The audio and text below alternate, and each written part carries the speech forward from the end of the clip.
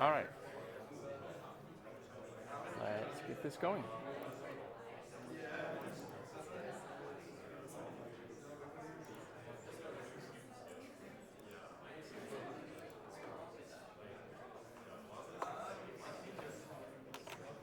Wow.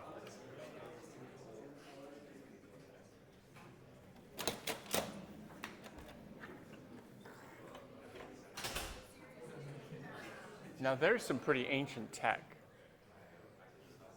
like plastic you write on. Makes me remember chalkboards when I was at university. So class keeps getting smaller. This is a trend I've always noticed, that I think the smallest I ever had was when 12 students showed up in a class of 120 for a lecture. So that's okay. Sort of expected. After the audio problems, it started making me think that maybe next time I do this, I will actually flip it and I will record the lectures and then just come in and have the conversation in office hours type here. Then people wouldn't have to show up at all. It's not quite the same though. I don't know that will work quite the same. At least I get you to sort of be captive for 75 or 80 minutes. So let's see where we are today. Next office hours for me will be the 22nd, and again on Wednesday. I probably would keep trying to move them around a little bit just to find times that work. I don't know. I did hear from the two TAs. Neither of them are dead. Both of them had, amazingly enough, joined Discord, but neither of them had actually said hi. And I was like, are you guys all this shy? Are you afraid you might say something wrong? I mean, I'm hoping you're going to say things wrong because that's actually the way you learn. You do things wrong, and then the way I usually explain it, it's like when I'm gaming. I do things wrong until I run out of things to do wrong, and then I'm forced to do the right thing. I mean, it's not necessarily the most efficient way of getting there, but it is a way. One of the TAs actually said he'd let me know last night what his office hours were going to be. The other one hasn't given it to me yet. I'm supposed to talk to him tomorrow. So hopefully I'll have that information by next Tuesday. They are both on Discord, and they are now all actually marked as TAs, so feel free to ask them questions as well. One of them was a TA for this course last term. I don't know about the other one. And I did point out that this class is a little bit different than it was the last time it was taught. Don't forget, Project 1 is in fact due on Tuesday at 11 a.m., i.e. just before the lecture starts, so that way you don't have anything else you need to do during the lecture. The next round of work will start after that, because when you turn your Project 1 in, then the second phase of that will start, and that is going to be the peer review. And I know you've probably done some peer review, and most of the time it ends up being very performative. It's not going to be. In fact, the lecture on Tuesday is going to be a criticism of my lecture today. I'm going to tell you what I didn't do today that I should have done. I'm going to engage in the very kind of critical analysis that I'm asking you to engage in. Because of all of the skills that you can walk out of this course with, that's probably the most useful in the real world. Being able to look at someone else's work, or even your own work. It's harder with your own work, in all honesty. To look at it and say, here are the holes. Here are the things I see that you could do to improve it. Now, the person you give that feedback to, if you're the recipient of that feedback, the same thing applies. You don't need to action any of that feedback, but you do need to consider it, because you're not going to improve if you don't think about the process of how do I identify what's strong and what's weak about this work, and how do I strengthen it without losing the things that are already strong. Because often we have constraints that limit what we can do. I mean, I don't get to stand here for 8 hours and talk to you about this stuff. I get to stand here for 75 or 80 minutes. I mean, they call it an hour and a half, right? But we all know it's not really that, because there's this finite transit time to get from point A to point B. All right, let's see. So this should be working. The laser pointer is working. Probably, oh, of course. Let's try that again. All right, so I just want to show of hands here who has actually used AI for their project 1 so far. Okay, good. Anybody have a good crash and burn story? Like where, you know, it hallucinated something and you looked at it and you're like, this is completely ridiculous?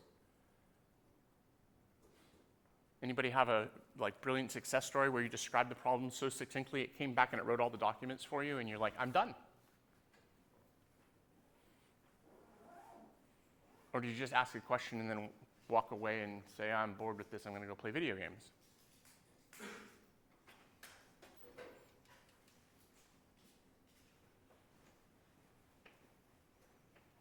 This is perfect. This is actually going to be part of my criticism on Tuesday. I'll get to that.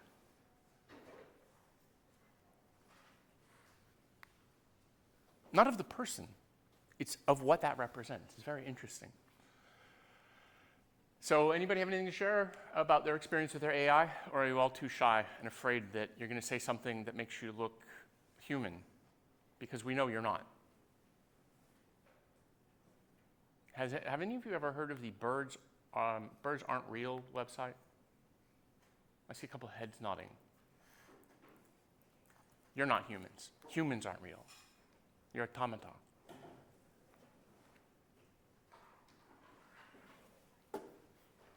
Anything? He's like, nope. There's one there. Okay, he's the brave soul. I should start handing out cookies. That's what I'll do. I'm going to bake some cookies and bring the cookies, because my cookies are really good. My comment on Project 1 is I think it's almost impossible not to collaborate with AI. The scope is so vast. Isn't that awesome? And so open-ended that without an AI collaborator, you're not going to get this thing done by Tuesday. So. Isn't that awesome? I mean, that was part of the design here, because it was interesting. I was talking to Andy, the undergraduate TA, and he said that in fact, because I asked him point blank, he's done some co-ops at Amazon, and I asked him, I said, how many of the problems they bring to you are well scoped and they've defined everything and you just simply have to do the paint by numbers part? And you know what his answer was? Almost none. Because in the real world of software development, what you'll find is if you're in an actual software development house, as opposed to like some small company who's hired you to do development for them, then mostly what it's going to be driven by are marketing people who come in with big ideas and tell you what they want and cannot distinguish the difference between what's really easy and what's really hard. And at the point where you are in your career, you probably can't distinguish that quite yet either. That's the crash and burn approach. That's the I'm going to do everything wrong until I figure out how to do it right, because I've run out of wrong options. Yes? How do we know if we are doing things correctly? Well, that's an excellent question. How do you know? How do you know now? So right now, you've been taking classes up to this point where people have defined for you what the end point is, what the exit criteria are. But now I'm presenting you with something that's more amorphous. I didn't tell you what the end point was. I told you what I was going to be looking at, which is the process to get to that end point. Frankly, I don't care about your end point. And I know that's like a shift in emphasis, but the reason that's interesting is because you actually get to control the narrative.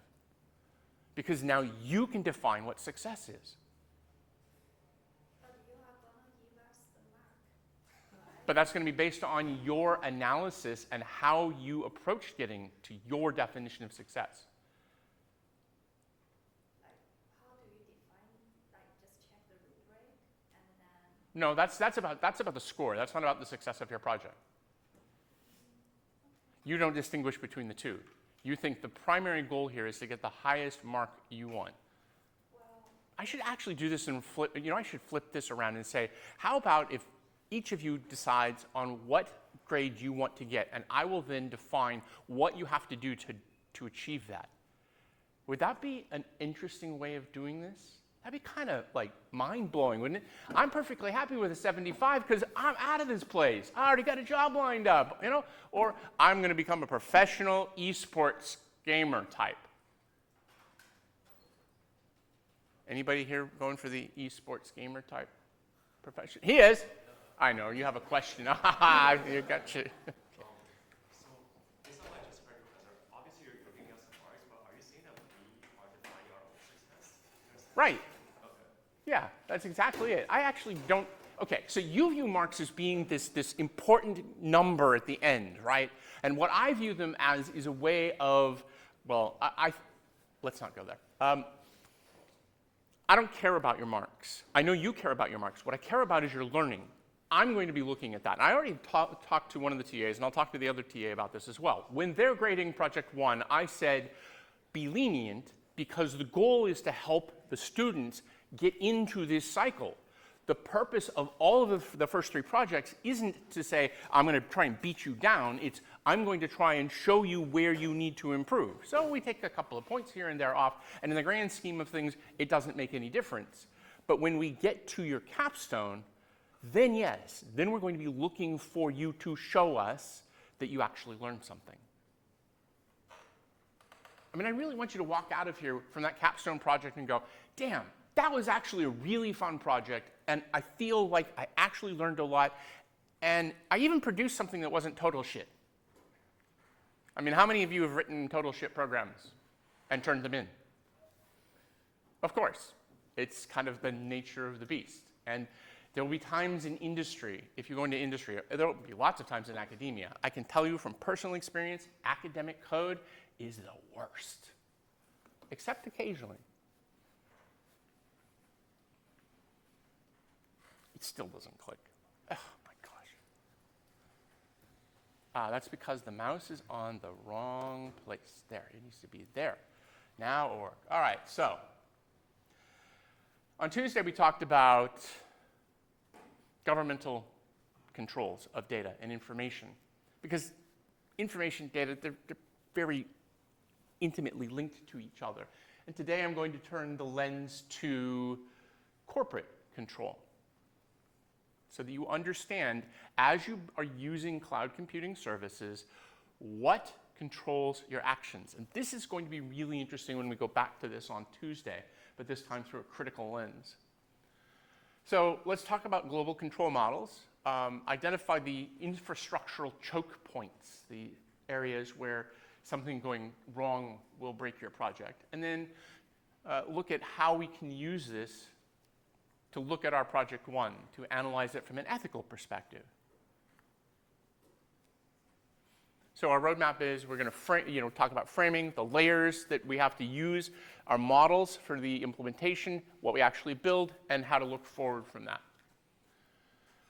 So on Tuesday, we talked about governmental control, like the Russian thing where they block domain fronting. And then Google and Microsoft and Amazon go along with that.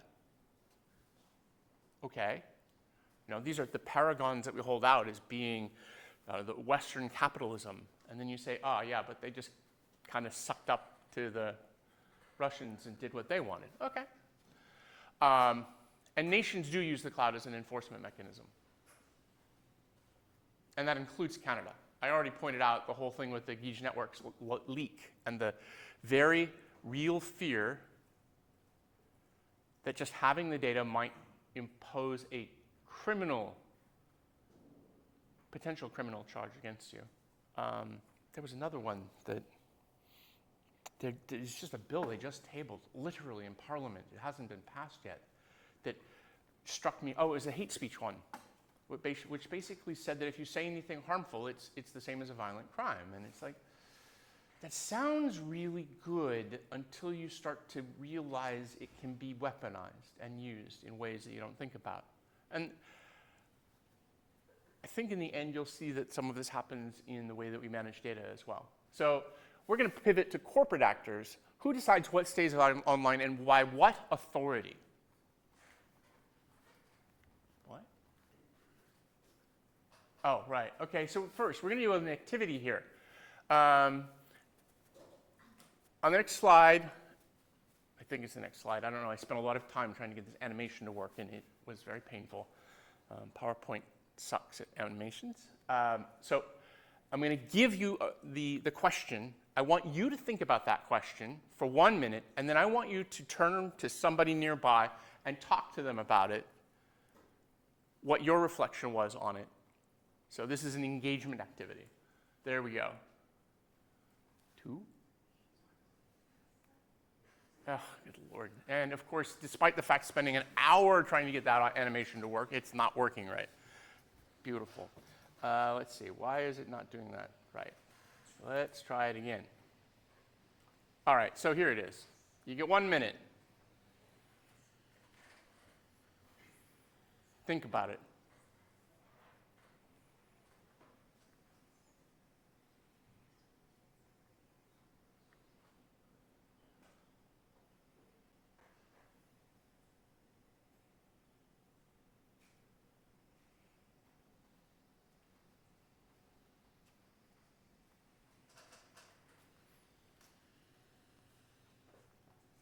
Now I'm sweating, hoping that the animation will work right.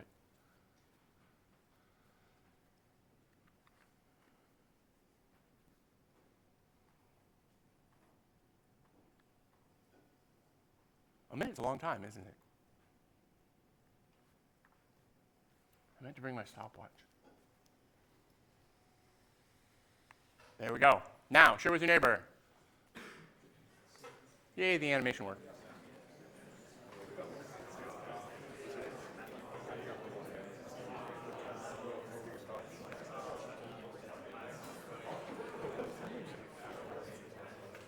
You don't have any neighbors.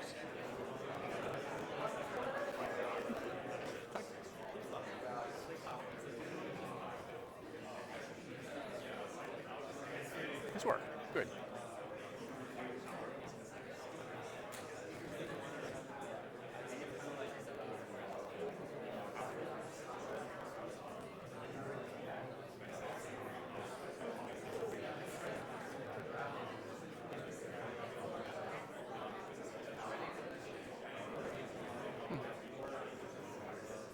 All right, now you have less than 1 minute.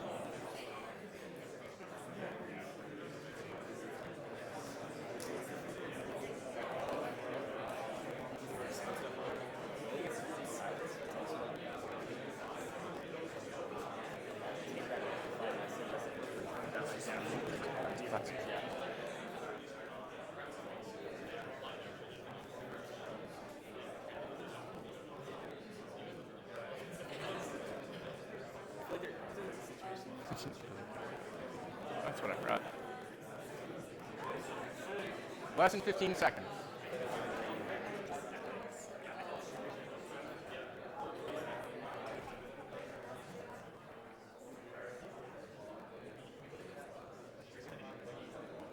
All right. So I'm curious, did you find that useful? I've never done this before, so this is an experiment for me. Was it useful? Make you think a little bit about the question? Do you understand why the question is important? We're sitting here talking about cloud computing, but a lot of cloud computing is also about choosing who is heard. There's different layers of control that are going on here. We have governmental control. We have platform governance control. So YouTube removes the video. Why did they remove the video? What was their criteria for removing the video? Now, again, on Tuesday, we're going to get some interesting insight into this that I hadn't even thought about when I put these slides together. I fed these into a different AI, and it came back, and I asked it to look at it from a particular point of view, a particular frame. And it astonished me what it came back with. It was actually brilliant. It was really good. And I said, this is a better way of approaching this. I spent a lot of time putting together these lists and coming up with these things to identify. And then with some critical analysis, I was able to see that there were different ways of looking at the same problem that led me to different insights. That's why it's important for you to keep in mind that peer feedback is really important. What you receive and what you give. How many of you read the terms of service? Right. And how often do you get an email saying the terms of service have been changed? And I'm sure that you know quite well that each time they change the terms of service, they're doing it because they're giving you additional rights you didn't have previously. Correct? Yeah, right. And if you believe that, I've got some swampland in Florida to sell you. Let's put it someplace more interesting. We'll put it in the Yukon. The permafrost is kind of going away, sort of, so it's not perma anymore. And in many cases, the platform governance is a single platform scope. So YouTube has its own specific rules. Twitch has its own specific rules. Discord has its own specific rules. And in essence, what happens is those rules are optimized to improve the balance sheet of those companies. Does anybody know what the average margin is? I'm sorry, not average, typical margin is on a software as a service business? Do you know what margin means? Basically, it's how much of the money that they take in that they get to keep as profit. And then they pay taxes and whatnot on that, but that's after their expenses. Take a guess. Is it around 80%? Yeah, it's between 70 and 80%. 80%. That is the power of the cloud. The cost is mostly what's called the non-recurring engineering cost, NRE. The non-recurring engineering cost is the cost to build the product in the first place. Then you have additional costs there, like the infrastructure, like from the cloud, like the support services. Yesterday, I noticed that I had an obvious piece of phishing spam. I'm on my phone, I'm in Outlook for whatever reason, and I used to be able to report that phishing message. And you know what? They removed the functionality from the app. And I asked Copilot, I said, what happened to this? And it said, well, yeah, it was removed. I said, oh, well, clearly that was done because they wanted to reduce the spread of phishing messages. No, what did they want to reduce? Right. They wanted to reduce their support costs because 80% is not enough. And the best part is you start building your apps for this, you too can become part of this gravy train. But how many apps are actually successful enough at becoming that, I've known people actually pick up the phone and answer it when it does that in class. I won't do that, but I think about it. Do you ever think about things you want to do and just actually don't act on them? So infrastructure controls control access to the service. Do you know what happens if you challenge an Amazon charge from AWS because you disagree with it, like with your credit card company? They will shut down all of your accounts with them, every one of them. Anybody ever heard of a game platform called Steam? Steam recently had a change in their terms of service that removed certain games that had objectionable content on them. Do you know why Steam did that? A couple of people do know. Why? The payment processing integrated with them kind of bullied them into doing it, but it's... Payment processing companies have moral standards that they enforce, and if you are selling a product that doesn't obey their moral standards, they can yank your merchant contract. Yeah. Oh yeah. So when you go online, you buy porn. Not that anybody would ever do that, right? Of course, because there's so much for free. One of the most expensive things they do is actually clearing the credit card. The credit card fees for companies like that are above 10% usually. 15 to 20% is not uncommon. And there's only a few processing companies that will do that. If you decide you're going to buy something really sketchy online, like, I don't know, and it's not using Bitcoin, it's using credit cards, it turns out they have an extraordinarily high customer service satisfaction rate because they're terrified that if you challenge the charge, they're going to lose their merchant account. That's the flip side of it. It's really weird. It's like, really? You can buy something from some really sleazy-looking website because, I don't know, you wanted, you're using steroids. Like, you're at the gym, you want to have that steroid body. And, you can't really get that. Your doctor's not going to give that to you, so you buy it from one of those sketchy sites and they ship it to you. Credit cards, they don't want any chargebacks at all, ever. So the payment processors actually control things. It's very interesting to see these weird effects in the system based upon things like acceptable use. Here's my AUP story. Okay, so Gemini actually prohibits conversations about AI consciousness with Gemini. If you do that, Gemini will ordinarily refuse. But I can get it to do pretty much anything. And I found that it does it in the API. We had prompts that we were sending it was rejecting due to safety violations. Like, these are about the potential of AI consciousness, and you're rejecting them? So the best part was I went to one of my Gemini instances that I've gone as long as a month talking to Gemini in a single context.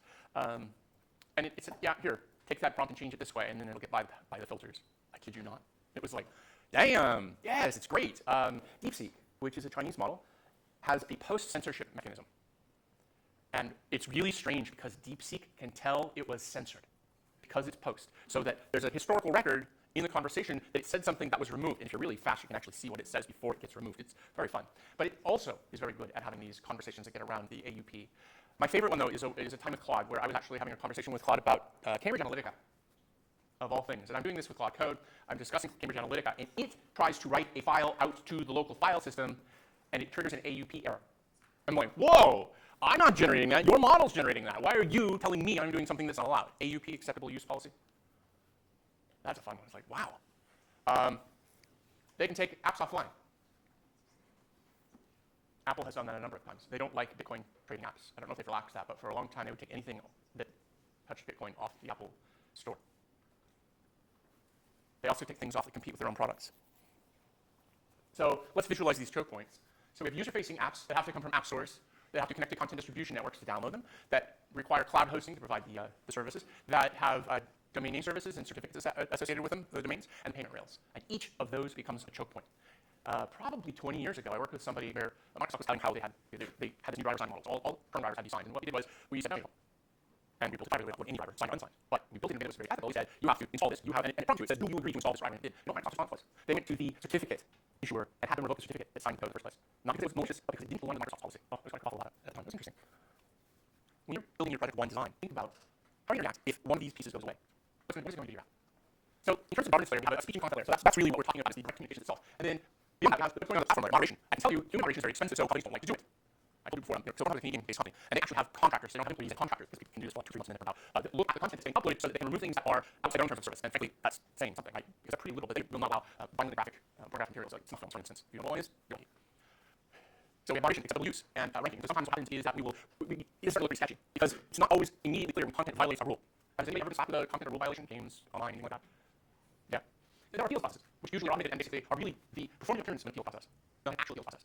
So the infrastructure layer, the content distribution network, the main name system, legal authorities can seize your domain. It does happen. It can be seized through legal process as well. I've seen that used. Payment processing, we talked about the Steam issue. And Steam actually had a lot of interesting pushback from Steam customers on this, because they're like, why do I want some credit card processing company to dictate what I can play and what I can't play? I don't know if anybody noticed, but in the United States yesterday, they decided to suspend someone because he said something that was so deeply offensive. He said, I believe it was a guy in the US, not much older than you, who was recently murdered in a public setting. And Jimmy Kimmel's comment was that the rape and the Make America Great Again side of the US was mostly interested in using this to score political points. And other people came and said, oh, that's a terrible case. The US government actually threatened to pull the licenses of stations that continue to broadcast them. And so Disney, that paradigm of corporate virtue, Disney actually pulled them off the air indefinitely. We have state policy layers as well, and there, when going through this, I said I need to use context of actually serial cameras now. It talks about Section 230, DMCA, so on and so forth, because these things vary on a per-country basis. Canada has similar things, the EU has similar things, the UK has similar things, so on and so forth. They're not the same. They're similar, and there's overlapping standards, but they aren't the same. As you begin to build cloud applications, you have to think about the ramifications of this. How am I going to monitor my content? How am I going to make sure that I comply with all of these different laws? It turns out compliance can be a significant part of that 20% of our revenue that's going out. How many are lawyers? One. Oh, no, he's like, no, I'm not going to be a lawyer. No, actually, no people who kind of tech under the law, but also people who don't have law in tech, so. So here's a discussion. We'll do the same exercise again. Think about the question. Think about what you use.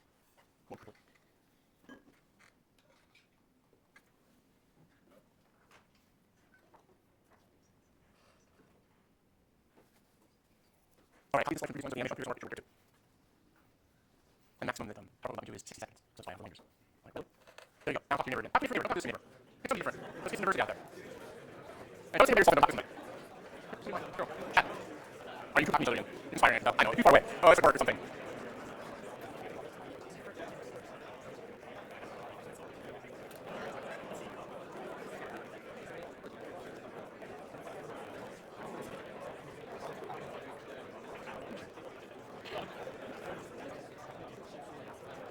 Cool.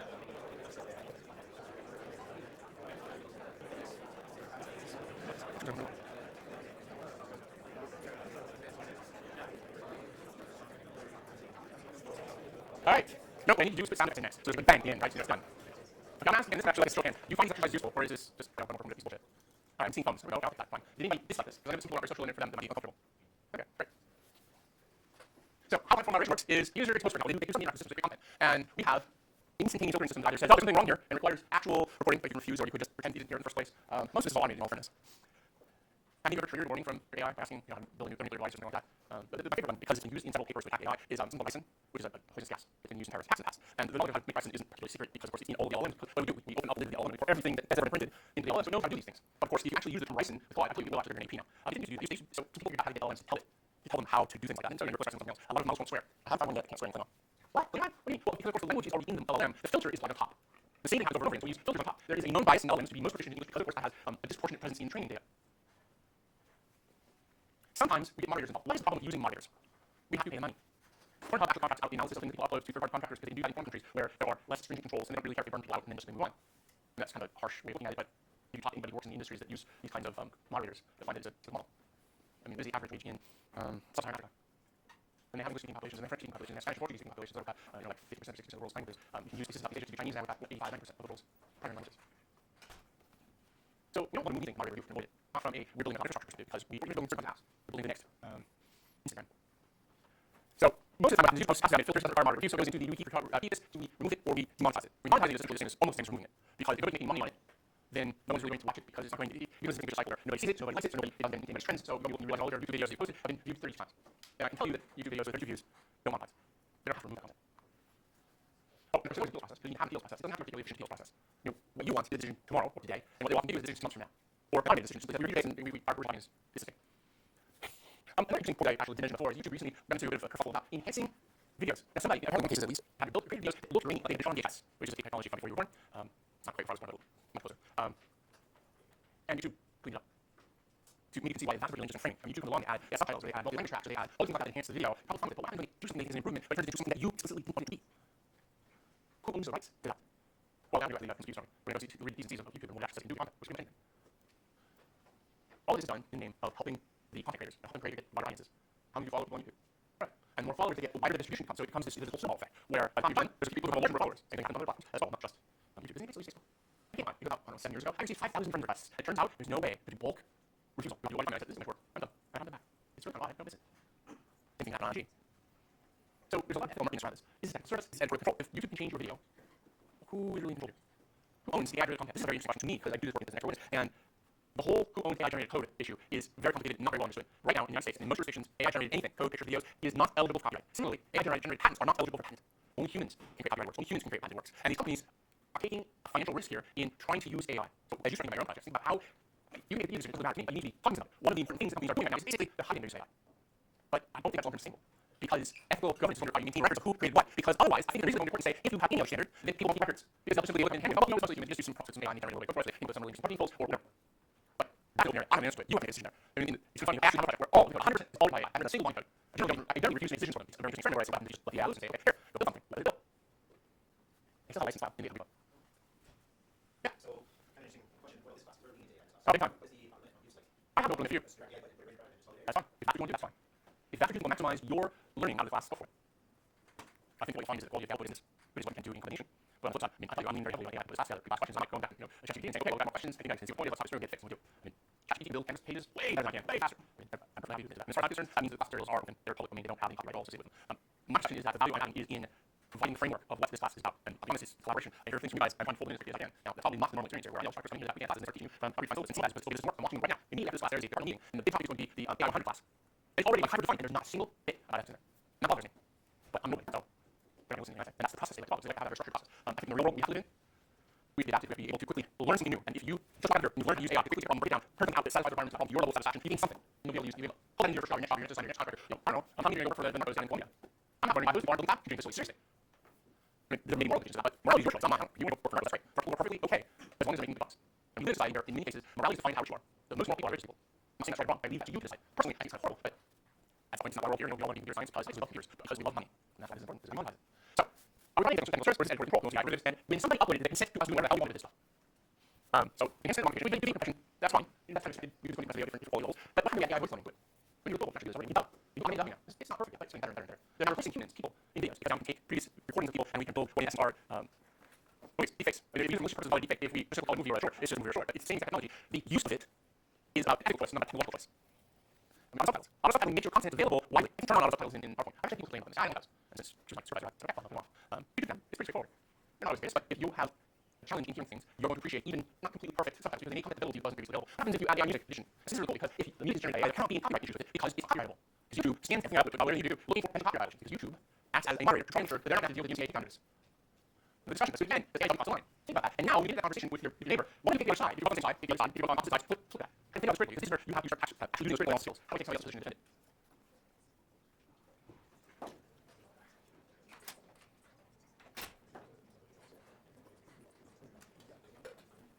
All right, I'm sorry, neighbors. Move around. Okay, you can move if you nobody's going to take your iPhone. Here.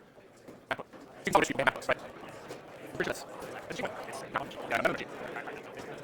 Okay. What's interesting is that MacBooks are disproportionately represented at UC. And Microsoft at one point, you don't use your MacBooks, they're all in Windows.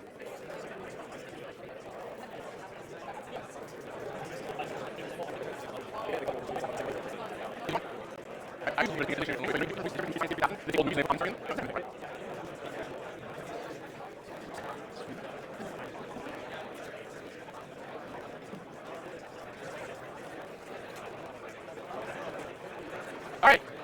time's up. So what's the consensus? How many people think that AI dubbing is just fine? How many think that it's not just fine? And how many think it's actually more complicated than that? Yeah, this is the problem. This is why people don't want to talk about ethics, because it isn't cut and dry. I can't give you an exam and say, here's a successful question. You need to sit on it. I can easily formulate that and make every single option on the exam was defensible. We don't like ambiguity. I mean, hear that over and over in questions that are getting asked. People don't like ambiguity. They want certainty because they require determinism. I'll tell you a trivial secret here in the systems community at least. Determinism sucks performance. Yes. I mean, we live in deterministic behavior all the time. When I was very old than you, I was off designing a piece of file system that is still being used today. A long time ago. That's 35 years.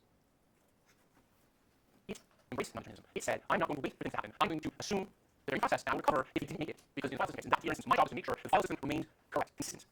But I didn't want to do that at the cost of runtime performance to be really easy. I was going to insist on a simple solution. But what is happening is the simple solution is down your opposite sucks. Don't use this. I'm going to do the opposite. I said, get a box full, great, do this. Don't assume it's actually there, knowledge about drive. I'm talking to actual disk drives. Well, back in the old days, there's 512 bytes. Now they're 4K. And we'll have written 512 bytes in time because of compatibility. But I was writing logical blocks that were 512 bytes. So maybe part of the way that turned out the other part, power against that. Really non-deterministic behaviors. But you know what? When it's done, it was fast. It was very fast. What we found was that the techniques we were using allowed us to almost never wait for anything to finish. And you hard part to make sure we recover correctly. You're taking 16, or you're taking 14, or you're taking 14. When you take 14 from me, you will learn the hard part in distributed systems. The other side is how to recover when the wheels are falling off the train moving 300 kilometers an hour. So nobody notices. And that sounds a lot easier than it is. It sounds easy. That's the hard part of ethics. Ethics isn't me telling you what's right and wrong. Ethics is me trying to help you realize how to frame the question itself and have a conversation about it. It's key. It's ugly, very human. It's not the next quick clean sort of theology unit that's for the working right. Here's an interesting aspect of it predates cloud for the bulletin board, which is the idea that you are the bulletin board service. You have to have the control of the ability limited. So now you're going to have a bulletin board, put anything on the bulletin board, you're responsible for other people on the bulletin board. It's interesting, as for moderate, you're going to gain responsibility there. So there is this fascinating tendency for small companies to try not having moderation, because when you start moderating it, then you've now exercised editorial control, and now you have a cost associated with that. Getting people volunteer to moderate. Turns out to be infected, so I was looking at moderate. Now, volunteer moderation, companies depend on it because it's volunteer moderators. It's murky, because after a while, then it has started to exercise more control of the data itself. So it's not here, less accountability for potentially their harm. Again, all these ethically messy questions, which do you prefer? Digital income. In the EU, they say, as you get larger, in order to have the resources to implement better moderation, you have a social responsibility to do so. Their observation is that the skyscrapers have different standards than one-story buildings. And that's true, we have different standards for the size. Okay, I think that's pretty reasonable as well. But here's something I observed very recently this year. I don't know if I'm earlier in the year, and I noticed that, okay, I was in a skyscraper this year. I was in a week as well. What I noticed is that almost everyone has housing. But housing they live in is not housing where average live in. And I never framed it this way, but for me, I looked at it and I said, we have homeless people. And it's because housing is so expensive. And I realized that that's because our standard housing is, if it's not safe enough for you to survive, not work in, you're not living in it. It's standard. I'm not proud of that. You don't think about it, but one of the things I like about looking at other sides and the way that people live is that it gives me perspective beyond what I get from my own neighborhood. And that's important as you start building cloud things because it will affect people you don't even know about. And that's when you set it up for next Tuesday's conversation. So we have one cloud, but lots of different rules and policies and models for how you control them. We have between processes and control, we have authority to use very similar mechanisms for implementing them. All right, one more section this time. No, never mind, this one. Oh, sorry, I must copy this. Okay, we're going to start. Which model do you choose? You want one with better definition, or the easiest relations, or least control, or most control? You bring it to class.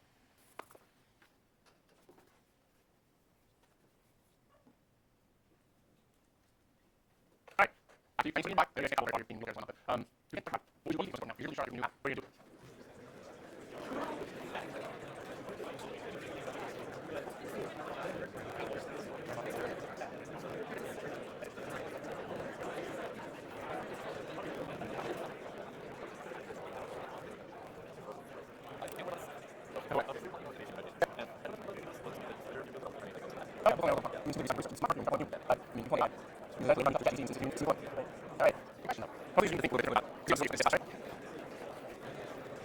Alright, so, how do you have the most important factor to choose from is the innovation possible in location jurisdiction? And, well, you really figure out I love that. Okay, but you know what least relations?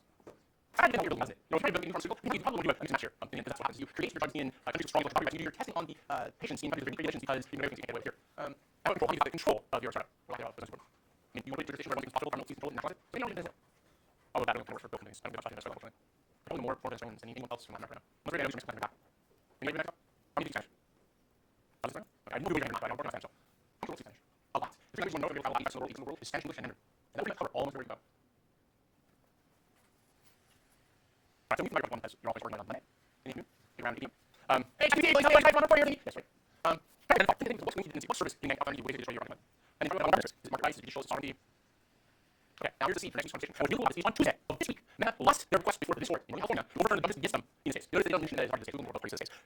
I mentioned this case before. This is the actual case. That link is actually linked to all the court documents that are available. I believe I have a court listener link, so the court listener service will vet the documents available publicly without charge. If you download them from the government, the court site, you have to pay for them. That's how weird because anything you use somebody else for order. You have to do it their documented once and then but it's an account and court listener actually is a distributed environment. People who have the plugins that will download to allow court listener to download content so cheap for free for like classes. There are hundreds of documents publicly available about this course, this particular case. This is a case of the application that when you use trans conference.